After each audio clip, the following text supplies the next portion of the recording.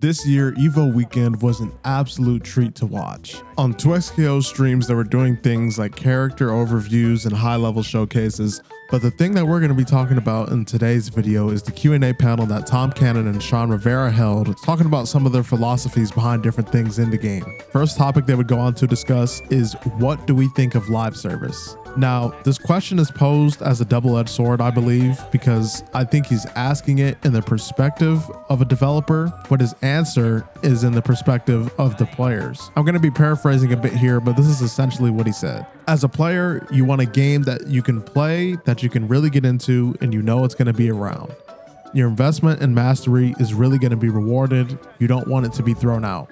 Sometimes change is great, but you don't want to give it up. So I think the big takeaway here is that the decision to go free to play live service, which is something that, anybody really could have guessed, being that it's a mainline Riot title, is the healthy decision for them to make, being that it's going to be better for development and player growth, all that stuff. For new players, it's great. They don't have to make the commitment of spending premium price to get a game that they may or may not enjoy and that they can only play against their friends in. This game is a tag fighter, so you can play with and against your friends, and it's free to play. So that alone is going to be a big factor that gets people interested, at least enough in trying the game. And with the second half of this question, he's talking about being apprehensive to change. So this is especially relevant now when you talk about games having system mechanics that lean towards aggressive players, like Tekken 8 with the heat system, Guilty Gear Strive as a whole, and Street Fighter 6 with the drive rush system, right? There's obviously going to be a bit more of an appeal to Zoomer players when system mechanics in the game allow them to play how they want to play, whereas fighting games that require more patience and calculation in neutral will appeal more to older FGC players. I think what Tom is ensuring here is that if you play season 1 of 2XKO, then it will not play drastically different to season 8 or season 6 of 2XKO. Or maybe what he's saying is that might even be the case, but just to be aware that that's a possibility. So the next topic we're going to be discussing is monetization. It's a hot topic, and it's going to remain a hot topic even after the game comes out. And we're not sure how they're going to do it, but personally, I have ideas of how they're going to do it in the video in the top right that you can check out. And what's funny is they made it clear early on that they're going to remain vague on this topic until they get closer to launch. Basically, what they said was,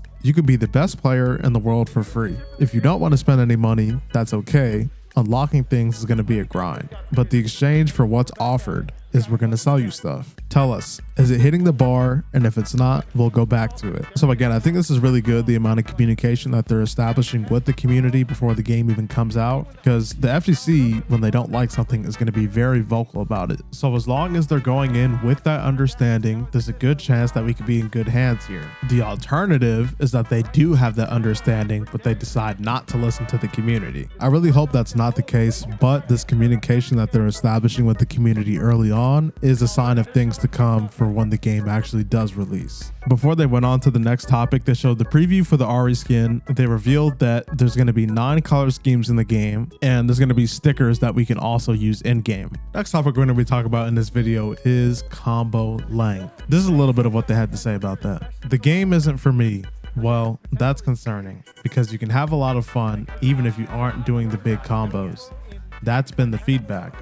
We made a bunch of changes that are live here today at EVO and the Alpha Lab build. We cut some of the egregious long combos, and we want you to have the creativity, but we don't want you to have the long periods of zero or no agency. Not fun for the viewer either. It's very good here that the devs are self-aware of the feedback that they're getting and how they're addressing that by going back to the drawing board and saying, okay, what's wrong with this? Let's make some changes and let's present them next time the players get their hands on the game, so that they can come back to us like, oh, well, you did a good job with this, but maybe this needs some extra work, etc. So very, very good stuff to hear. They also said that they increased the damage for supers and specials to make up for the sake of scaling being higher. So generally speaking, doing 15-20 hit combos without supers will end up being less damage than they used to be, while still keeping up the pace of the game. And if you do combo it into a super, then it ends up doing more damage, of course. Next topic we're going to be talking about is, how do you know what mechanics to add to the game? It's really tough, but we have an experience in mind that we want to get towards based off the feedback we've been hearing and the game experience we want to create. You can do anything, but it's really hard. So what should you do? There was a point where there were so many mechanics, we had to talk like, how much are these mechanics serving the people watching and playing the game?